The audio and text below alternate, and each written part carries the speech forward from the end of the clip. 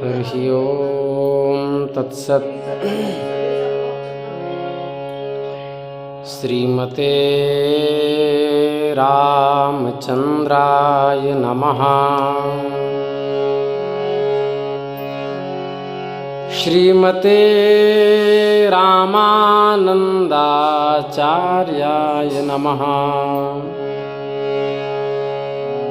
श्रीमते मलूकदासाय नमः।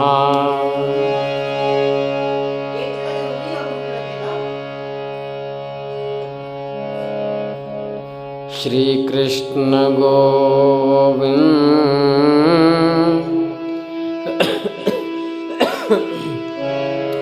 हरे मुरारे,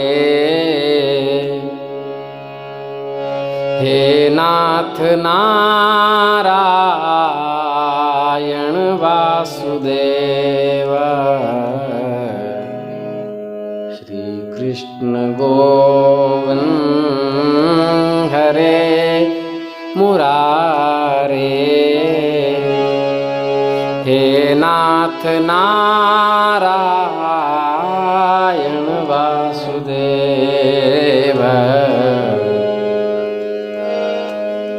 श्री कृष्ण गोविंद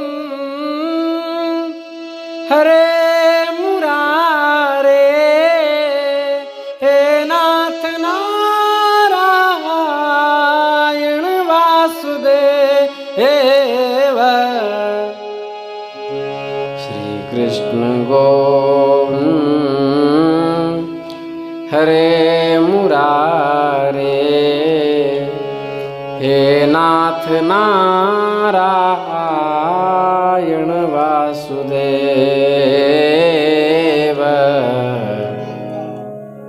वृंदावन बिहारी लाल की जय। नमः पार्वती पतये हर हर महादेव।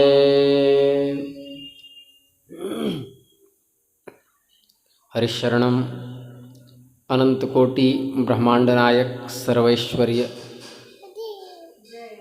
निखिल हेय प्रत्यनीक दिव्यानंद कल्याण गुणगण निलय परात्पर परब्रह्म भगवान श्री हरि की असीम अनुकंपा से हम आप सब इस विशुद्ध सत्संग मंडप में मनुष्य जन्म धारण करने का सर्वश्रेष्ठ साधन सत्संग लाभ प्राप्त कर रहे हैं।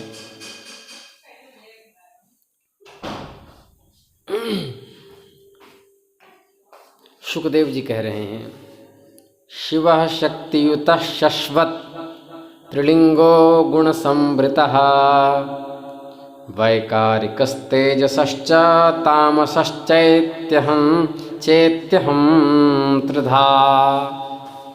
परीक्षित, आगे क्या सुनना चाहते हो?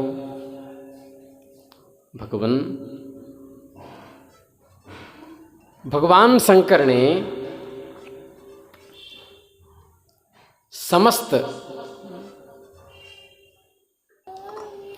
भोगों का परित्याग कर रखा है,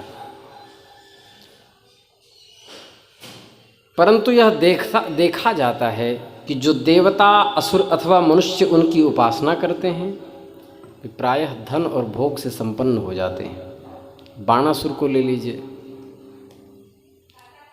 रावण को ले लीजिए, ये सब शिवोपासक शैव थे। और भगवान विष्णु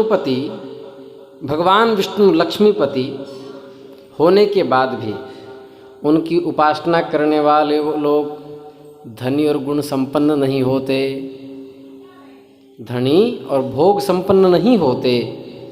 दोनों प्रभु त्याग और भोग की दृष्टि से एक दूसरे के विरुद्ध हैं। शिवजी त्यागी हैं और भगवान विष्णु लक्ष्मी जी के युक्त हैं, परंतु उनके उपासकों के उनके स्वरूप के विपरीत फल मिलता है। विष्णु उपासक ऐश्वर्य आदि से हीन होकर जंगल में बाबा जी बन जाते हैं और शिवोपासक स्वर्ण में खेलते हुए देखे जाते हैं। मैं आपसे जानना चाहता हूँ ये माजरा क्या है। सुखदेव जी कह रहे हैं शिव शक्ति युत शस्वत त्रिलिंगो गुण संवृतः वैकारिकस्तैजसश्च तामसश्चेत्यहं त्रिधा। परीक्षित, शिवजी सदा अपनी शक्ति से युक्त रहते हैं। वे सत्व आदि गुण से युक्त अहंकार के अधिष्ठाता हैं। वैकारिक तेजस और तामस से अहंकार के 3 भेद हैं। त्रिविध अहंकार से 16 विकार उत्पन्न होते, 10 इंद्रिय, 5 महाभूत और 1 मन। इन सब के अधिष्ठात्री देवताओं में से किसी एक की उपासना करने पर समस्त ऐश्वर्यों की प्राप्ति हो जाती है। परंतु परीक्षित,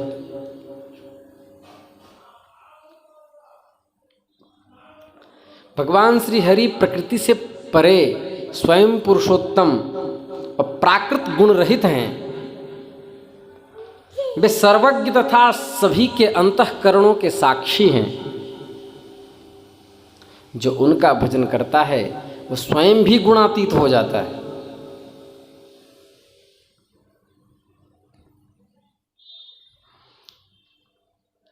जब तुम्हारे दादा धर्मराज युधिष्ठिर अश्वमेध यज्ञ कर चुके तो उन्होंने भी भगवान से इसी प्रकार से विविध प्रश्नों से भगवान का स्वागत किया। परीक्षित, भगवान श्री कृष्ण सर्वशक्तिमान परमेश्वर हैं। मनुष्यों के कल्याण के लिए उन्होंने यदुवंश में अवतार धारण किया है। राजा युधिष्ठिर का प्रश्न सुन करके भगवान ने जो उत्तर दिया था वही तुम्हारा समाधान है। सुनो, भगवान कह रहे हैं, यह श्लोक प्राय सभी महात्माओं को कंठस्थ रहता है।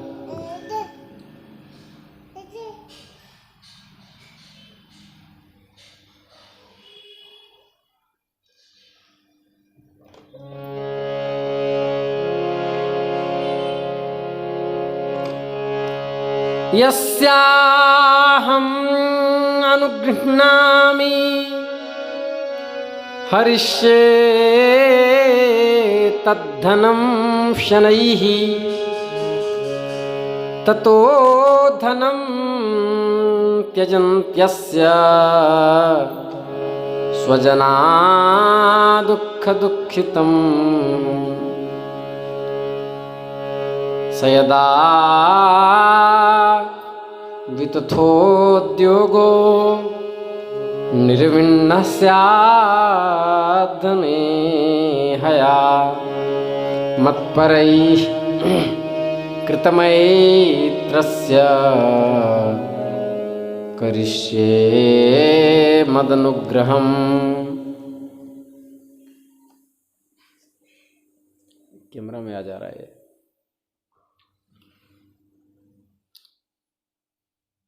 भगवान श्री कृष्ण ने युधिष्ठिर से जो समाधान किया था कि हे राजन, जिस पर मैं कृपा करता हूं उसका सब धन धीरे धीरे छीन लेता हूं।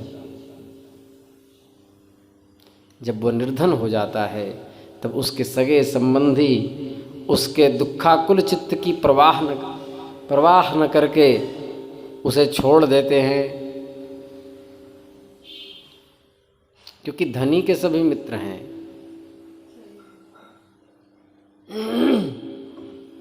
धन वालों का मान है जग में, निर्धन का कोई मान नहीं। ऐ मेरे भगवान बता दो, ऐ मेरे भगवान बता दो, निर्धन क्या इंसान नहीं। धन वालों का मान है जग में, निर्धन का कोई मान नहीं। किसी के पास है हीरे मोती, किसी के पास लंगोटी है, कोई खाए दूध मलाई, कोई सूखी रोटी है। किसी को सुख का साधन देकर किसी को दुख तुम देते हो, नंगे पांव पसार कर तुम खबर सभी की लेते हो। ऐ मेरे भगवान बता दो, ऐ मेरे भगवान बता दो, निर्धन क्या इंसान नहीं, धन वालों का मान है जग में, निर्धन का कोई मान नहीं, धन वालों का मान है जग में, निर्धन का कोई मान नहीं। जब वह निर्धन हो जाता है, इसलिए भगवान महात्माओं को भी कभी कभी विधि बस सजन कुसंगत परहि, फणिमणि गुण सम निज अनुसर है। मेरे जीवन में भी घट चुका है। धन का प्रलोभन दिखा करके भगवान उसके चित्त का आकलन कर लेते हैं और उसे दिखाते हैं, तुम कितने पानी में हो। 5 करोड़ की बिल्डिंग देखी तो साधना भूल गए, और फिर ऐसा पटकते हैं जिससे उसको वैराग्य के अलावा कुछ दिखाई नहीं देता। ततो धनम त्यजन्त्यस्य स्वजना दुख दुखितम। अब क्या होता है कि जब उसको लोग छोड़ देते हैं,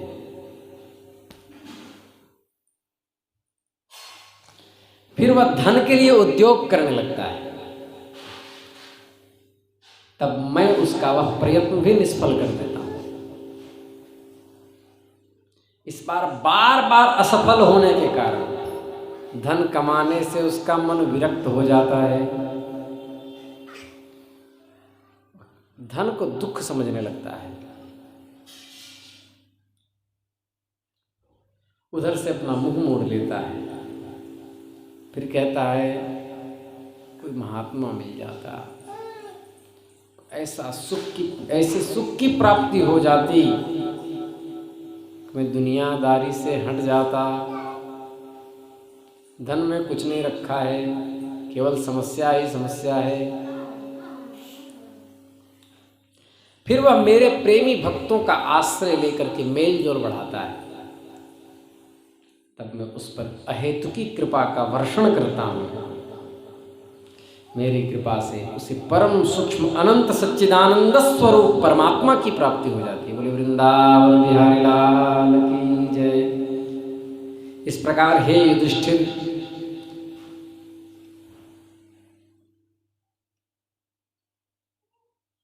अतो माम सुदुराराध्यम हित्वान्यान भजते जनः। हे युधिष्ठिर, इस प्रकार मेरी प्रसन्नता और मेरी आराधना बहुत ही कठिन है,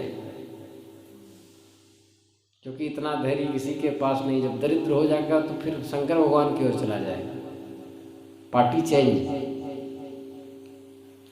दूसरे देवता आशुतोष हैं, वे झटपट पिघल जाते हैं, अपने भक्तों को साम्राज्य लक्ष्मी दे देते हैं, उसे पाकर उच्छृंखल प्रमत्त और उन्मत्त हो जाता है और अपने वरदान देवता को भी भूल जाता है और उनके चरणों में ही अपमान करने लगता है। परीक्षित, साप प्रसादयोरीशा ब्रह्म विष्णु शिवादयः सद्य साप प्रसादोंग शिवो ब्रह्मा न चाच्युतः। परीक्षित, ब्रह्मा विष्णु और महादेव ये तीनों शाप और वरदान देने में समर्थ हैं, परंतु इनमें महादेव और ब्रह्मा शीघ्र ही प्रसन्न या रुष्ट होकर वरदान अथवा शाप दे देते हैं, परंतु विष्णु भगवान वैसे नहीं हैं। इस विषय में महात्मा लोग एक प्राचीन इतिहास कहा करते हैं। भगवान शंकर एक बार वृकासुर को वर देकर संकट में पड़ गए।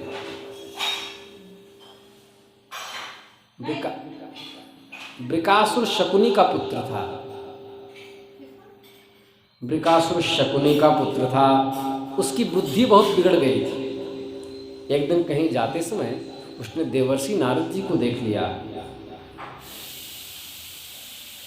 बोले नारद जी महाराज ये बताओ कि तीनों देवता में ब्रह्मा विष्णु महेश में झटपट प्रसन्न होने वाले कौन है? नारद जी ने कहा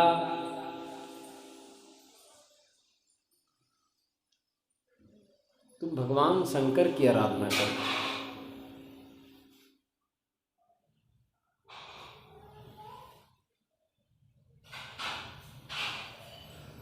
विनय पत्रिका में भी आया है, बावरो रावरो नाह भवानी। ब्रह्मा जी कह रहे हैं पार्वती जी से, तुम्हारा पति पागल हो गया है, किसी को कुछ भी दे देता है। बावरो रावरो नाह भवानी, नाह मतलब पति, बावरो रावरो आपका पति पागल हो गया है। क्यों? बोले मैंने किसी को इंद्रासन दिया था, थोड़ा सा बेलपत्र किसी ने चढ़ा दिया तो भगवान ने कहा इंद्रासन तुम्हारा। अब ऊपर गया, बोला इंद्रासन खाली करो, मुझे शंकर भगवान ने भेजा है। बोले मुझे ब्रह्मा जी ने इंद्र बनाया है, मेरी अभी आयु बाकी है। अब बताइए मैं किससे किससे झगड़ा करते फिरो, अब उसकी नियुक्ति करूं कि उसको गद्दी से हटा दूं? बावरो रावरो नाह भवानी। इसलिए तुम शंकर भगवान की आराधना करो, इससे तुम्हारा मनोरथ बहुत जल्दी पूर्ण हो जाएगा।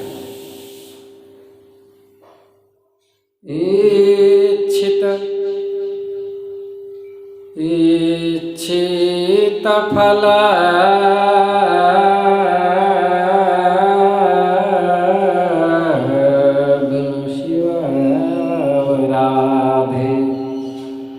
लहई न कोटि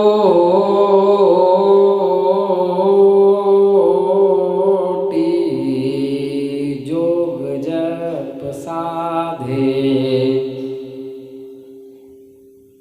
तुम त्रिभुवन गुरुवेद बखाना, आन जीव पावर का तुम्हारा मनोरथ बहुत जल्द पूरी हो जाएगा। वे थोड़े से गुण में शीघ्र से शीघ्र प्रसन्न हो जाते हैं, थोड़े दोष में क्रोधित हो जाते हैं। उसने रावण और बाणासुर केवल बंदी जनों के समान शंकर जी की कुछ स्तुतियां की थी, इससे वे उन पर प्रसन्न हो गए, उन्हें अतुलनीय ऐश्वर्य दे दिया। बाद में रावण के कैलाश उठाने और बाणासुर की नगरी का रक्षण करने के लिए भगवान संकट में पड़ गए थे, भगवान श्री कृष्ण से युद्ध भी करना पड़ा।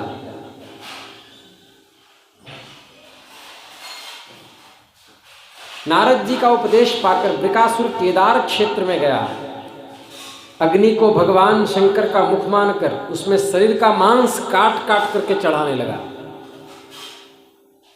एक दिन उंगली काटता, फिर मांस नोच करके चढ़ाता, फिर बाहें काटता, फिर एक पांव काट दिया, ऐसे करके हवन करता था तांत्रिक पद्धति से।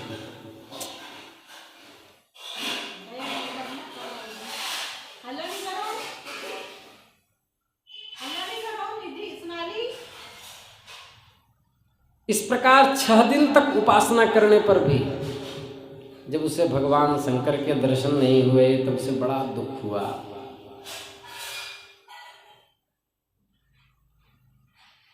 सातवें दिन केदार तीर्थ में स्नान किया और स्नान के जल से भिगा हुआ केश युक्त उसका सर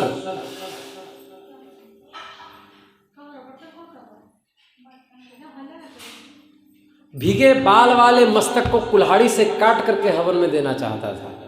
जैसे ही कुल्हाड़ी उठाई, भगवान ने देखा कि जगत में कोई दुखवश आत्महत्या करने जाता है, जगत के लोग करुणावश उसे बचा लेते हैं, तो मेरे लिए कर रहा है। शंकर भगवान ने आकर के हाथ पकड़ लिया, दोनों हाथ पकड़ लिया और काटने से रोक दिया। तदा महाकारुणिकः सधुर्जटिर यथा वयं चारिणरिवोत्थितो नलात् निगृह्य दोर्भ्यां भुजयोर्न्यवारयत् तत्स्पर्शनात् भूय उपस्कृता कृतिः।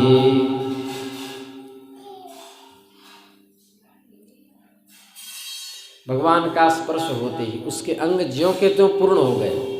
जो काट कर उसने चढ़ाया था, प्यारे वृकासुर बस करो बस करो,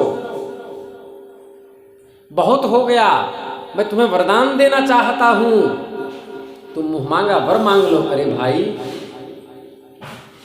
मैं तो शरणागत भक्तों पर जल चढ़ाने से प्रसन्न हो जाता हूं।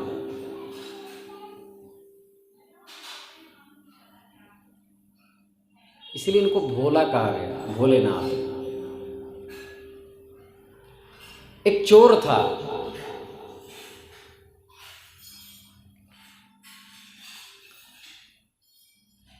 पीतल की भारी सी घंटी टंगी हुई थी। वो सोचा इसको चोरी करके, इसको बेच करके अब कुछ धन प्राप्त हो जाएगा। वो गया, लेकिन थोड़ा बौना था, वो घंटी को छू नहीं पा रहा था। शिवलिंग के ऊपर चढ़ गया और घंटी उतारने लगा।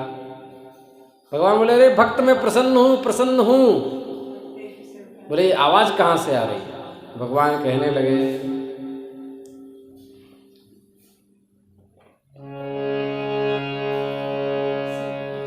भक्त एक शिव का चला घंटा चुराने के लिए, कोई चढ़ावे पान बतासा, कोई चढ़ावे फूल बिल्वी, कोई चढ़ावे पान बतासा, कोई चढ़ावे फूल बिल्वी। तू तो पूरा चढ़ गया शिव को मनाने के लिए, भक्त एक शिव का चला घंटा चुराने के लिए। अरे कोई पान चढ़ाता है, कोई फूल चढ़ाता है, कोई बतासा चढ़ाता है, तब मैं प्रकट हो जाता हूँ। लेकिन तुम तो अद्भुत भक्त निकले, तुमने तो अपने आप को मेरे ऊपर चढ़ा दिया। मांग तो क्या मांगता है? प्यारे वृकासुर बस करो बस, वरदान मांग लो। तुम झूठ मूठ अपने शरीर को इतनी पीड़ा क्यों दे रहे हो? हे भगवान, डीएनए बोलता है, हे भगवान मैं जिसके सिर पर हाथ रख दूं वो मर जाए। हद है, इतनी तपस्या की और कितना छिछला वरदान मांग रहा है। हे भगवान, मैं जिसके ऊपर हाथ रख दूं वो उसी क्षण जल के भस्म हो जाए।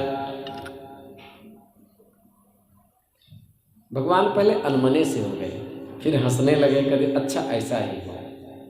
ऐसा वर देकर मानो उन्होंने सांप को अमृत पिला दिया। वृकासुर के मन में आया कि पार्वती जी बहुत सुंदर हैं, इनके समान त्रिलोक सुंदरी तो कोई नहीं, इसलिए क्यों ना शंकर जी के कपार पे हाथ रख दूं, इनका काम तमाम हो जाए और पार्वती जी मेरी हो जाएं। वृकासुर कहा, रुक जाइए रुक जाइए। बोले क्या हुआ? बोले हमको पार्वती जी चाहिए, और हाथ लेकर के दौड़ा भगवान के पीछे। और शंकर भगवान भी भयभीत हो गए कि हमने वरदान दिया है, मेरी वाणी तो असत्य होगी नहीं, अब क्या करें। और उनका पीछा करने लगा, वो डर के मारे भागने लगे। पृथ्वी स्वर्ग दिशाओं के अंत तक दौड़ते गए, किंतु वो पीछे पीछे दौड़ गया। अंत में प्राकृतिक अंधकार से परे परम प्रकाश में वैकुंठ लोक में गए। वहां ठाकुर जी बैठे थे।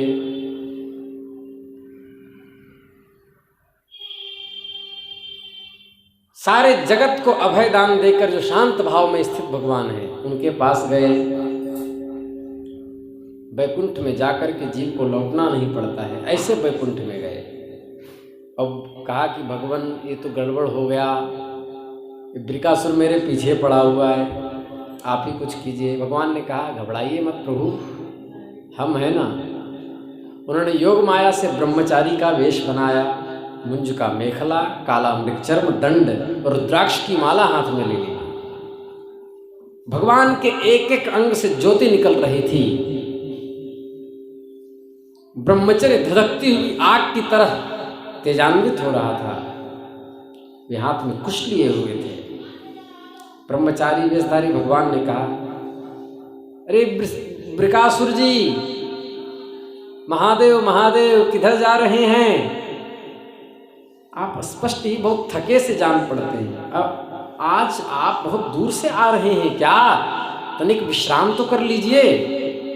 देखिए, शरीर सारे सुखों की जड़ है, इसी से सारी कामनाएं पूर्ति होती है। इसको इतना कष्ट देना ठीक नहीं। आप दौड़े दौड़े कहाँ जा रहे हो भगवान? आप तो सब प्रकार से समर्थ हैं। इस समय आप क्या करना चाहते हैं? यदि मेरे सुनने योग्य कोई बात हो तो बतलाइए, क्योंकि संसार में देखा जाता है कि लोगों के सहायता के द्वारा ही बहुत सारे काम बना करते हैं। भगवान के एक एक शब्द से अमृत बरस रहा था। वो भगवान की बातों में आ गया। उसने शंकर जी को वरदान से लेकर पीछे दौड़ाने की सारी कथा सुना दी। भगवान ने कहा, अच्छा ऐसी बात है? अरे राम, तुम किसकी बात में आ गए? उसकी बात पर तो मैं भी विश्वास नहीं करता। आप नहीं जानते हैं क्या? अरे वह तो दक्ष प्रजापति के साप से पिशाच भाव को प्राप्त हो गया है। आजकल वो शिव प्रेतों का सम्राट बना घूमता है। दानवराज इतना कह के बीच बीच में कान भी छू लेते, क्योंकि उनके इष्ट हैं। आजकल आप इतने बड़े होकर ऐसी छोटी छोटी बातों पर विश्वास करने लगे। आप यदि अब भी उसे जगतगुरु मानते हो तो अपने ऊपर हाथ रख के पहले परीक्षा तो कर लो कि वरदान सत्य है कि नहीं। बोले, भगवान ये अब क्या कह रहे हैं? भगवान की मीठी बात में वो समझ नहीं पाया। बोले, पहले इतना ऊपर रख के देखो, आंच आ रही है कि नहीं। तो उसने उठा के ऐसे रखा, आंच आ रही है? बोले नहीं। थोड़ा और नीचे करो। अब आंच आई? बोले नहीं। बोले, झूठ में तुम परेशान हो रहे, थोड़ा और नीचे करो। आंच आई? बोले नहीं आई। बोले, अब रखो। जब आंच आ ही नहीं रही तो जल कैसे सकता है कोई? कहा रखो। उसको जैसे ही सर पर रखा, सर में विस्फोट हो गया, उसकी मृत्यु हो गई। देवता जय जयकार लगाने लगे, श्री वृंदावन बिहारी लाल की जय। भगवान शंकर जी ने कहा कि बड़े हर्ष की बात है कि दुष्ट मारा गया। भगवान ने कहा, भगवान इतनी कृपा करना कि समझ बूझ करके वरदान दिया करो, नहीं तो हमको परेशान होना पड़ता है। इसके बाद एक बार सरस्वती नदी के पावन तट पर यज्ञ प्रारंभ करने के लिए बड़े बड़े ऋषि मुनि एकत्र हो रहे थे। उनमें विवाद चला कि ब्रह्मा, शिव और विष्णु में सबसे बड़ा कौन। उन लोगों में यह विवाद होने के बाद महर्षि भृगु को परीक्षा के लिए भेजा गया। ब्रह्मा जी के धैर्य की परीक्षा लेने के लिए ब्रह्मलोक गए। उन्होंने नमस्कार नहीं किया, ब्रह्मा जी को क्रोध आ गया। भृगु जी ने सोचा, ये परमात्मा भी बड़ा नहीं हो सकता, जिसको नमस्कार नहीं करो तो क्रोध आ जाए तो कैसा परमात्मा। शंकर भगवान के यहाँ गया।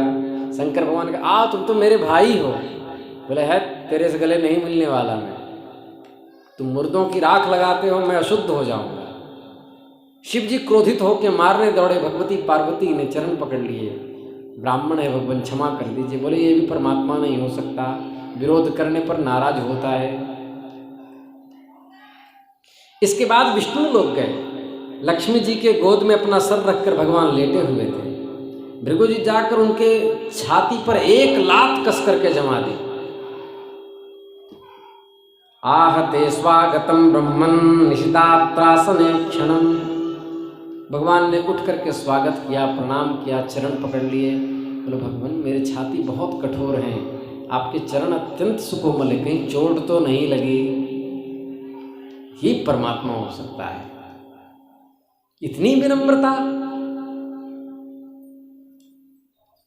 क्षमा कीजिए, आपके चरणों का जल तीर्थों को भी तीर्थ करने वाला है। भृगु जी ने अंत में परमात्मा निश्चय विष्णु जी को किया, कहा ये सबसे बड़े भगवान हैं। परीक्षित, एक दिन की बात है, द्वारकापुरी में किसी ब्राह्मणी के गर्भ से एक पुत्र पैदा हुआ, परंतु वह उसी समय पृथ्वी का स्पर्श होते ही मर गया। ब्राह्मण अपने बालक का मृत शरीर लेकर राजमहल के द्वार पर श्री कृष्ण की यहाँ फरियाद लेकर के गया और वहां उसे रखकर अत्यंत आतुरता और दुख से विलाप करके रोने लगा। उसने कहा,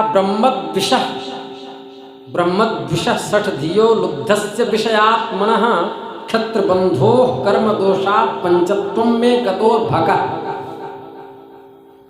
इसमें संदेह नहीं कि ब्राह्मण द्रोही, धूर्त, कृपण और विषयी राजा के कर्म दोष से ही मेरे बालक की मृत्यु हुई।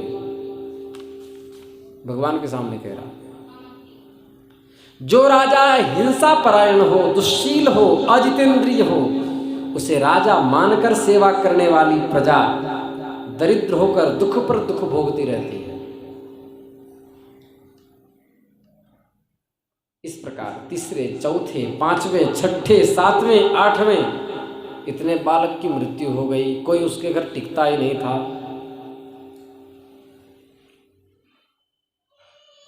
ब्राह्मण, आपके निवास स्थान द्वारिका में कोई धनुषधारी क्षत्रिय नहीं है क्या?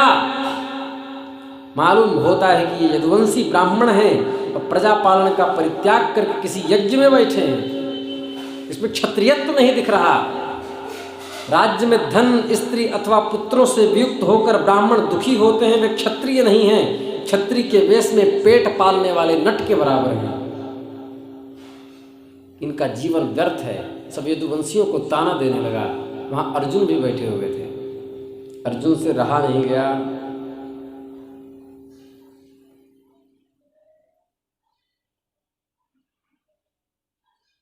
अर्जुन खड़े हो गए। मैं आपके संतान की रक्षा करूंगा। यदि मैं अपनी प्रतिज्ञा पूरी न कर सका तो आग में कूद करके जल मरूंगा। इस प्रकार मेरी पाप का प्रायश्चित्त हो जाएगा। ब्राह्मण ने कहा, अर्जुन, यहाँ बलराम जी, भगवान श्री कृष्ण, धनुर्धर शिरोमणि प्रद्युम्न बैठे हैं। इस सभा में अद्वितीय योद्धा अनिरुद्ध हैं। जब मेरे बालक की रक्षा करने में ये समर्थ नहीं, ये कैसी तुम्हारी मूर्खता है कि तुम कहते हो कि मैं कर लूंगा? तुम्हारी बुद्धि तो ठिकाने में है। ब्राह्मण में बलराम, श्री कृष्ण अथवा प्रद्युम्न नहीं हूं, मैं अर्जुन हूं। अहंकार आ गया। जिसका गांडीव नामक धनुष विश्वविख्यात है, जिसने युद्ध में भगवान धुर्जटी शंभु को संतुष्ट किया, मैं वो अर्जुन हूं।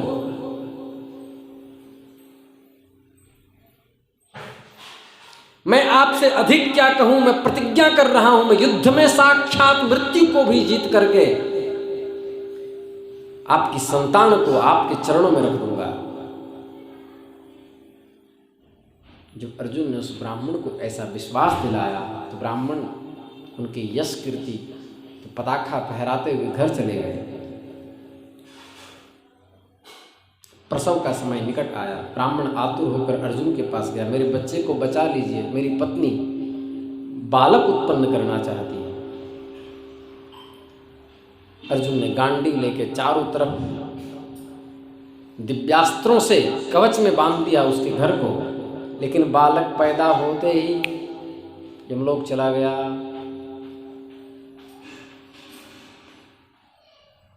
सशरीर आकाश में अंतर्धान हो गया। ब्राह्मण भगवान श्री कृष्ण के सामने ही अर्जुन की निंदा करने लगा। वह बोला, मेरी मूर्खता तो देखो, मैं इस नपुंसक के डिंग भरी बातों पर विश्वास कर लिया। भला जिसे प्रद्युम्न, अनिरुद्ध, यहाँ तक कि बलराम और भगवान श्री कृष्ण नहीं बचा सके, तो उनकी रक्षा करने में ये कैसे समर्थ हो सकता था? मुझ दुर्बुद्धि को धिक्कार है। अर्जुन योग बल से तत्काल संयमनीपुरी में गए, जहाँ यमराज निवास करते थे। वहाँ उन्हें ब्राह्मण बालक नहीं मिला।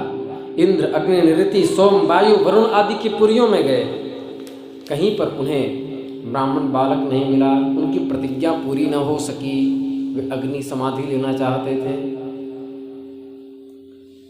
भगवान ने कहा, भाई अर्जुन, तुम अपने आप अपना तिरस्कार मत करो, मैं तुम्हें ब्राह्मण के सब बालक अभी दिखा देता हूं। 7 पर्वतों वाले 7 द्वीप, 7 समुद्र, लोकालोक पर्वत को लांघकर घोर अंधकार में श्री कृष्ण रथ पे लेते हुए अर्जुन को प्रवेश किए। वह अंधकार इतना घोर था कि वहां शैव्य, सुग्रीव, मेघ पुष्प और बलाहक नाम के 4 घोड़े भी मार्ग भूल कर इधर उधर भटकने लगे। उन्हें कुछ सूझता नहीं था। योगेश्वरों के भी परमेश्वर भगवान श्री कृष्ण घोड़ों की यह दशा देखकर अपने सुदर्शन चक्र को आज्ञा दी कि तुम अपने प्रकाश में राह दिखाओ। अब सुदर्शन अपने तेज से उस अंधकार में प्रकाश करते हुए जाते थे। इतना अंधकार था कि सुदर्शन का चक्र आगे आगे प्रकाश दिखाते हुए जा रहे थे और श्री कृष्ण रथ हाँक रहे थे। आगे की कथा कल करेंगे। श्री वृंदावन बिहारी लाल की जय। नमः पार्वती पतये, हर हर महादेव। श्री कृष्ण गोविंद हरे मुरारे, हे नाथ नारायण वासुदेव।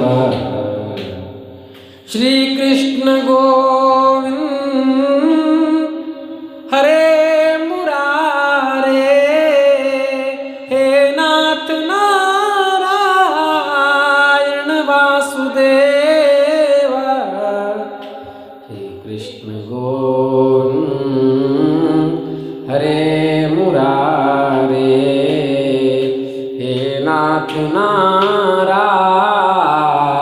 वासुदेव। श्री कृष्ण गोविंद हरे मुरारे,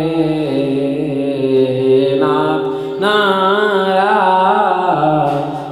वासुदेव। नमः पार्वती पतये, हर हर महादेव।